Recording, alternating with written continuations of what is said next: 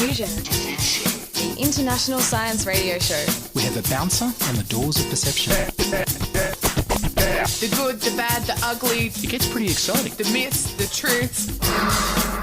Toxicology. Astroseismology. Magnetism. The dark side. Genetically engineered potatoes. Planetoid. Planetoid. I love that word. Hello and welcome to Diffusion. Sit back and relax while we enhance your brain with weird and wonderful science. I'm Ian Woolf. On this edition, Doug Fields begins the first of a series on the electric brain, and the Australian government tells us to trust them and download their app.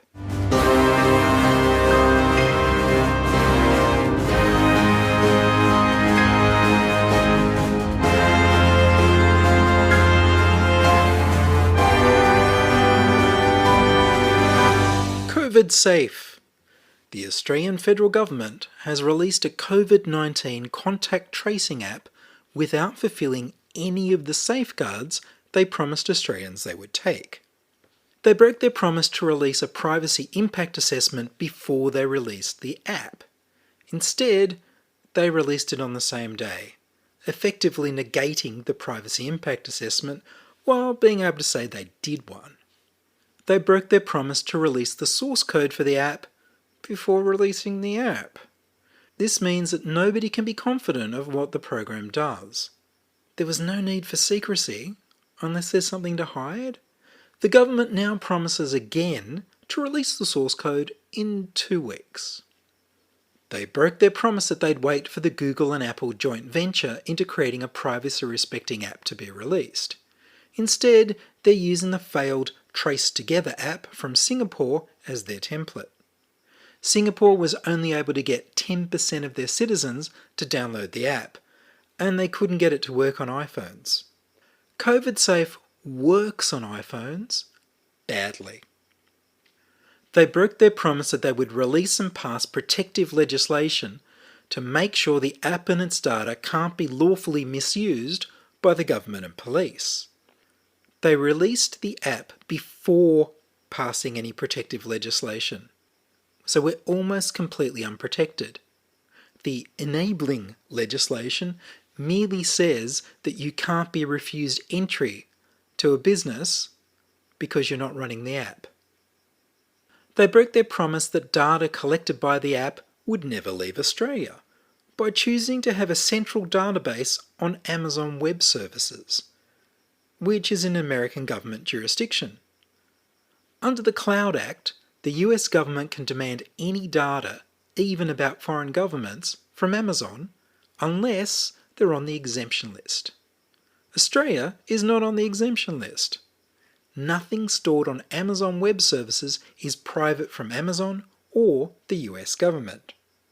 Astonishingly, the Prime Minister defended this issue by stating that the Australian Defence Signals Directorate store their most secret secrets on Amazon Web Services, so it must be okay. It's puzzling the government chose an American service instead of an Australian one. The app runs on Android and iPhone. You download the app from Google Play or from the Apple App Store. The app asks you for your name or a fake name, your real phone number, your age range, and your postcode. None of this information is needed for contact tracing, but the data is very useful for building statistics on both the usage of the app and the people you're in contact with, and perhaps even the spread of COVID-19. This is function creep, where the app is already doing more than we were promised. The temptation to add more features was irresistible. The metadata retention laws, for example, were passed with the promise that they would only be used by police investigating terrorism and equally serious crimes. It's now used by local councils to check compliance with permits and thousands of other minor institutions for surveillance. They don't need your name for tracing, which is why they say you can use a pseudonym. If they don't need it, then why ask for it? If you trust the government enough to download an app with no safeguards, then of course you'll likely give them your real name. The app being developed by Apple and Google is anonymous, and doesn't endanger your privacy by asking for your name. They don't need your phone number for tracing because they could easily contact you through the app. However, in Australia, you can't get a mobile phone number without sharing government-issued identification like a driver's license or a passport with a phone vendor. So if they have your mobile phone number, then they also have your real name at the least. They don't need your age range for contact tracing, but it's very useful for collecting statistics. Ironically, the reason it's an age range and not your exact age is because it's the only item from the privacy impact assessment that made it into the released app. They don't need your postcode for contact tracing, but it is nice to confirm your identity against other databases and for collecting statistics. On Android phones, you have to agree to give the app location permissions for Bluetooth to work. The app isn't recording your location with Wi-Fi or GPS. However, this permission will be useful if they decide to add a location feature in the app in the future. Once you've given your name, phone number, age range and postcode, the app will send you a text message to verify your phone number. The government has actually said that they need your phone number for the reason that they need to verify your phone number by sending you a text. They need your number to check your number. That's not a reason, but it shut a lot of journalists up. In the text message is a personal information number for you to enter. Once you enter the number and click on a box that says you want to help, then the app contacts the government server in the Amazon Web Services data center and you're issued with a unique ID code. Your phone then broadcasts your unique ID to any Bluetooth receiver, changing your unique ID every 2 hours, if it can connect to the internet. If it can't connect to the internet, then it keeps the same unique ID for longer. The original Singapore app received new unique IDs every 15 minutes, which makes you much harder to track than every 2 hours. When the app connects to the central server, the server can tell if the app was turned off for any time. The fact that the unique IDs persist for 2 hours or more means that if a shopping mall had Bluetooth scanners, they could read your broadcast ID and track you as you went from the range of one Bluetooth scanner to the next. Although the intention of the app is to only identify people you've been 1.5 meters or closer to, for 15 meters or more, it records everybody you've been in contact with in the 10-meter radius that Bluetooth can reach, even through walls and windows, and stores their unique IDs on your phone. In order to reduce that 10 meters down to 1.5 meters, the app broadcasts, without encryption, the brand and model of your phone along with your unique ID. It then records the brand and model of the phones in Bluetooth range around you along with their unique IDs on your phone. This list of contacts with phones and unique IDs within a 10-meter radius, and the time and date, is stored on your phone without any encryption.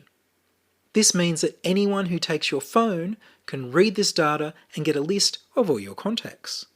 The Australian federal government announced a few weeks ago its intention to pass legislation requiring you to unlock your phone and give any and all passwords to the authorities or face jail time. Broadcasting Bluetooth all day uses up your battery quickly and stops you using other Bluetooth apps like your earphones or speakers. It's not that difficult for someone to write an app to listen to these broadcasts and record them. The intention is that if your doctor tells you you test positive, then you press a button on the app to send all this data to the central server. On the central server, a database of signal strength for each brand and model of phone calculates which contacts were only as close as 1.5 meters and which were further away. There's no reason that this calculation couldn't have been performed on your phone. It means that the unneeded list of contacts further away than 1.5 meters in every direction is stored and sent to the central server. The Privacy Impact Assessment talks about the privacy principle of minimizing data collection, so that you only collect what you absolutely need. This collection of everyone in a 10-meter radius violates that principle. For human contact tracing, a professional interviews you about all the contacts you've had in the last 2 weeks before your symptoms showed up. to the time you received your positive results. It's usually 2 weeks. The professional then has to laboriously find the names and phone numbers of the people you've been in contact with to phone them to get tested or go into isolation. That's really hard if you sat next to someone on a bus or a train that you don't know. Of course, under lockdown, very few people are travelling on public transport and they're all socially distanced, so that's not really an issue. Very few people are getting closer than 1.5 metres to anyone who's not a health professional or a member of their family, because that's the law. A contact tracing app becomes more useful in a future where people are no longer distancing, but unidentified infected people are still circulating. This Australian federal government has a history of function creep and abuse. When journalist Andy Fox criticised Australia's welfare agency Centrelink, Minister Stuart Robert gave her private information from the Centrelink database to journalists from a rival newspaper to publish. He doxed her. He was advised it was illegal, but there have been no consequences for his crime. The metadata retention laws have also been abused to raid the home of journalist Annika Smethurst for reporting that the Australian government was seeking to legally spy on Australians. The court recently found that the police acted unlawfully, but allowed them to keep the data they took from her underwear drawer.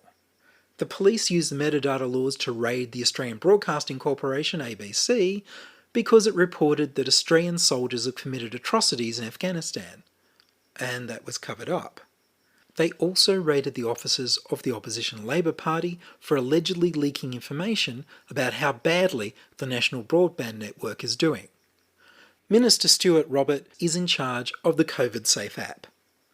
Robert is also the man responsible for the robo-debts, which turned out to be fake debts that the government will have to repay, the fake hacking of the census computer that turned out to be people using the website as instructed, the fake hacking of the Centrelink website, which turned out just to be people using the website as instructed, and my health records, which don't work. The time for a proper contact tracing app was months ago. Tracing is only useful if you're working towards New Zealand's total elimination policy. Prime Minister Scott Morrison said in an interview with Lee Sales on ABC's 7:30 report that he's following a suppression strategy, not an elimination strategy. Suppression means everybody gets the virus, and recovers or not, but slowly enough that hospitals are not overwhelmed. I won't be even considering downloading the app until the full source code has been released and protective legislation has been passed.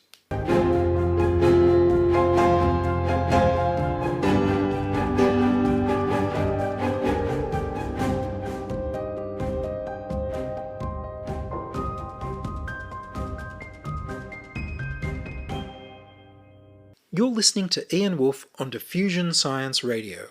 Send emails to science@diffusionradio.com. We're brought to you across Australia on the Community Radio Network and podcast over the internet on www.diffusionradio.com. Brainwaves. R. Douglas Fields is the author of The Electric Brain, a book about brainwaves and the ability to interrogate and manipulate the brain through electrical activity. He's a neuroscientist whose focus of research is mechanisms of memory, the cellular mechanisms by which the brain works. I spoke to him by Skype and began by asking Doug, what are brainwaves? And what is the brain doing when it generates the waves? Well, that's a great question. I think they've heard of brainwaves, but they really don't understand what they are. And the information that's available to the general public is pretty non-scientific and very superficial. But also, people aren't aware of the revolution that's taking place right now in brain science. The ability to monitor electrical activity in the brain is allowing us to gain insight into neurological disorders, be able to diagnose psychological conditions, but also to reveal capabilities of a person's capabilities, their IQ, their cognitive ability, these kinds of things. So this is going to transform medicine. Most of what I'm talking about now is in research labs around the world, but it will find its way into clinical practice very soon. But I was very interested in brainwaves. First of all, they're one of the most important discoveries in neuroscience, but we don't know much about them in general. They're a major controversy right now in the field of neuroscience. Why aren't they taught in college? They're not even taught in neuroscience classes. Why don't we know the name of the person who discovered them? So there's a big mystery here. But in general, brain waves are electromagnetic waves that are generated by electrical activity taking place in populations of neurons in the cerebral cortex, the surface layer of the brain. And when groups of neurons fire electrical impulses together, this generates electric fields, and these fields can penetrate through the scalp and be picked up by electrodes on the scalp, an EEG. Now, the interesting thing about brain waves is that they're oscillatory. They come in different frequencies and very complicated signals, but they're oscillating. And they change with cognitive state. They change with your emotion, with your vigilance, with arousal, and they can reveal your conscious and preconscious cognition. So people understand that neurons generate signals by generating electrical impulses, but when you have populations of neurons together, that creates these electromagnetic fields. So the analogy that's often used is listening to a crowd in a stadium. That would be like recording brainwaves. It's a population phenomenon. You can't get the individual conversations, but you could understand a lot about what was going on inside the ballpark by listening to the crowd. That's what EEG and brainwave. That's how they're generated, and that's the level of information that we can get with them. There's also people trying to influence brainwaves by feeding currents into the brain. Yes, well, because brainwaves change with your cognitive state, the idea is that if you can change brainwaves, then you could change cognition, or you could treat psychological illnesses or neurological illnesses. So there are many ways to modulate and change brainwaves. People know they come in different frequencies, given Greek letters, delta, theta, alpha, beta, gamma, gamma being the highest frequency. Those oscillate at about up to 100 hertz. And the delta waves are the very slow waves that are 1 per second or even slower. These brain waves can be controlled by many different ways to stimulate the brain. You can drive electrical activity with magnetic pulses through the scalp. You can, of course, use electrodes, implant chips. You can just use direct current. You could build this yourself with 9-volt batteries. I'm not recommending it. People do it. And just deliver current, weak currents through the scalp. But, you don't even need any of this technology. You can use neurofeedback, which I describe in the book. I had never done this before. Very interesting and a therapeutic method. And even rhythmic stimulation. Flashing lights at a certain rhythm will entrain the brain waves at those same rhythms. I mean, brain waves are modulated by music, for example, or listening to rhythmic sounds. In the extreme, people probably, I'm sure, have heard of people who have epilepsy that can be induced by flashing lights. And that's just because the brain waves are getting synchronized with that frequency of flashing lights. But there's new research showing that, I just give one example, modulating brainwave frequencies in the gamma frequency band by using flashing lights is being used to clear beta amyloid, which is the toxic protein in Alzheimer's disease. Is that very effective? Yes, it's very, very effective. This is being done, of course, in experimental animals, but there are clinical trials underway now. But very effective in the animal model studies. Rhythmic light or rhythmic sound can do this. And what's happening is the brain waves are becoming entrained to the frequency, and this is activating a kind of brain cell called a microglial cell that is then inducing the microglial cell to actually eat the beta amyloid, take up that beta amyloid. So a wide range of capabilities to treat neurological, psychological conditions, to enhance cognitive performance, mood, relaxation by modulating brain waves through electrical means, but also things like neurofeedback or rhythmic stimulation. With feedback, you've also got visual feedback you could have where you can see your own brain waves and try and influence them. Well, I suppose, but it's very interesting. Neurofeedback, the way it works is brain waves are monitored, analyzed in real time, and then some auditory tone is given to indicate that the brainwave frequencies or power are shifting in the way that is desired. And the brain will, through this reward mechanism, change the brainwaves. So there's no conscious thought. I thought it would be something like a video game where you're concentrating and trying to rack up points. It's completely automatic. I have seen very crude computer games where they were trying to make you think they picked up on brainwaves, but they were really picking up on galvanic skin response to try and get the same sort of result in changing your mental state. Two things there. Yes, I mean, there's biofeedback. Biofeedback uses many kinds of bodily sensations, heart rate, for example, to change cognition and brain function. The other aspect of what you're talking about here is that there is a tremendous industry of devices, consumer devices on the internet that are available for cognitive enhancement and therapeutic purposes. And we, in many cases, don't even know what they're doing because the mechanisms, the manufacturers don't provide the information to know really what's being measured. So it could be muscle contraction. It could be all kinds of things. So what I'm talking about is sophisticated analytical equipment used in the best research laboratories that under carefully controlled conditions shows that you can modulate your brain waves and have these therapeutic benefits. That's amazing because, as you say, there's so many of these products and a lot of them either didn't work very well or they were only worked as well as toys.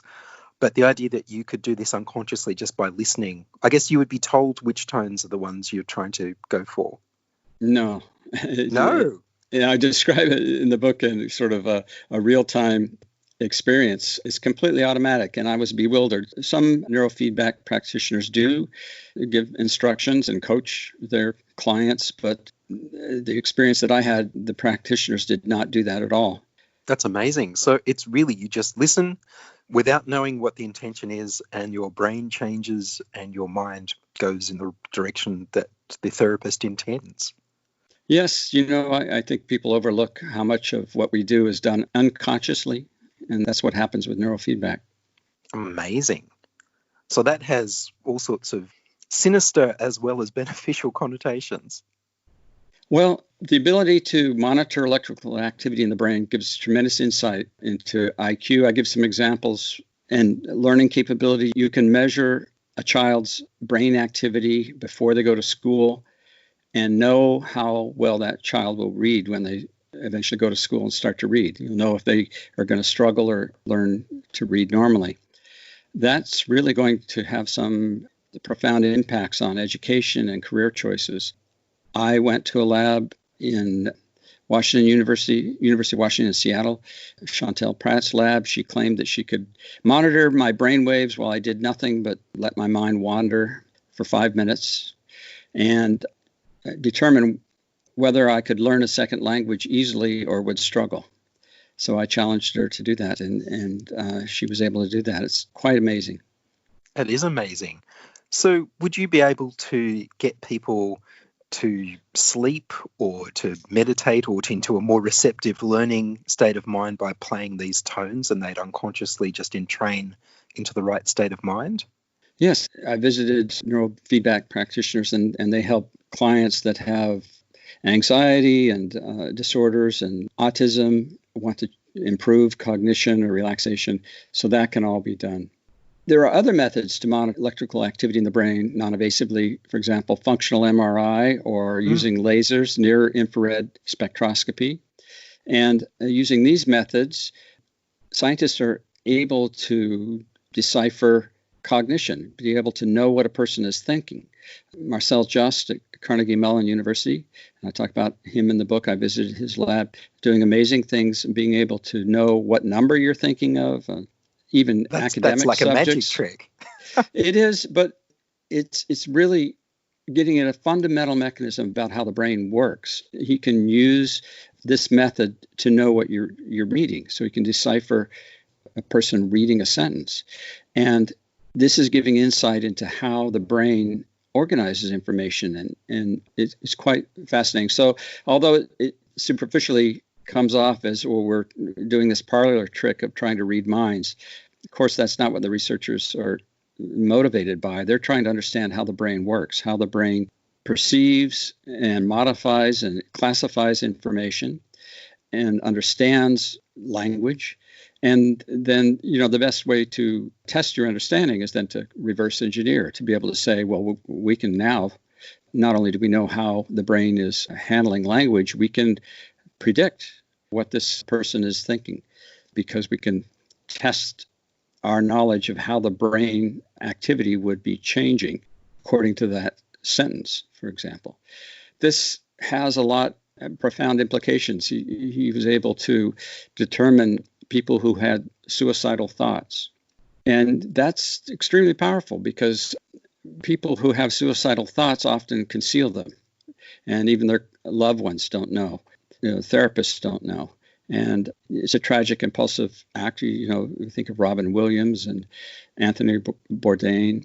These come as shocks, usually, very often.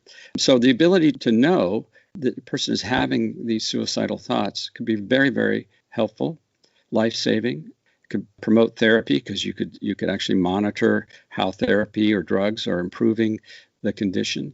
But this is done by comparing their brain responses to hearing certain words like happiness, death, sadness, and finding that their brain circuitry responds differently to those words than the average response of the population. So that raises the question, what point do you decide somebody's brain activity deviates from so-called normal, that you would take some sort of action? That was part 1 of my interview with Doug Fields about the electric brain. R. Douglas Fields has also written The Other Brain, about non-neuronal cells in the brain that communicate without electricity, and Why We Snap, about the neuronal circuitry of sudden aggression. Listen next week for more about the electric brain. And that's all from us this week on Diffusion. Are you a scientist, artist, biohacker or maker who'd like to be interviewed about your work? Would your company like to sponsor Diffusion? Send your contributions, opinions, helpful suggestions and donations to science@diffusionradio.com. That's science@diffusionradio.com. Please like the Diffusion Science Radio page on Facebook and rate the show on iTunes. Tell your friends. Follow me on Twitter @Ian Woolf. The news music was Rhinos Theme by Kevin MacLeod of Incompetech.com. I produce Diffusion, which is broadcast around Australia to 28 stations on the Community Radio Network, including 2RBM in the Blue Mountains of New South Wales, 8CCC in Alice Springs and Tennant Creek, 2MVR in Nambucca Valley, 3MBR in the Mallee Border districts of Victoria and South Australia, City Park Radio 7LTN in Launceston, Tasmania, and 2XXFM in Canberra. Diffusion is syndicated globally on the National Science Foundation's Science 360 internet radio station and also on astronomy.fm. Subscribe to the podcast on the Diffusion website, www.diffusionradio.com. That's www.diffusionradio.com, and check the website for links, photos and videos about this week's show. If you enjoyed the show, you can explore more than 1,000 previous episodes archived on diffusionradio.com, where the shows are labelled by keywords so you can focus in on the stories you want to hear. Join my patrons at patreon.com/diffusionradio. Make a donation through paypal.me/Ian Woolf. Support Diffusion by buying from the affiliate links at diffusionradio.com/support. Subscribe to the Diffusion YouTube channel at youtube.com/c/diffusionradio. I'm Ian Woolf. Join us inside your audio device of choice for more science wondering next week on Diffusion Science Radio. Science is fun. It helps you to learn, to know, and to appreciate. When you study science, you may go on field trips. You discover the marvelous interrelationships between all living things. You learn to read the history of the Earth as it is written in rocks and fossils. You find out what makes things tick, everything from a molecule to a living organism. In the study of science is found the most useful and satisfying knowledge of man. Knowledge of his physical world, its past, its present, and its future. And in your moments of relaxation, now and in the years to come, you will find the study of science leading you into fascinating pursuits: photography, collecting. Why study science? Study science because you will find in the study of science a richer, more rewarding life.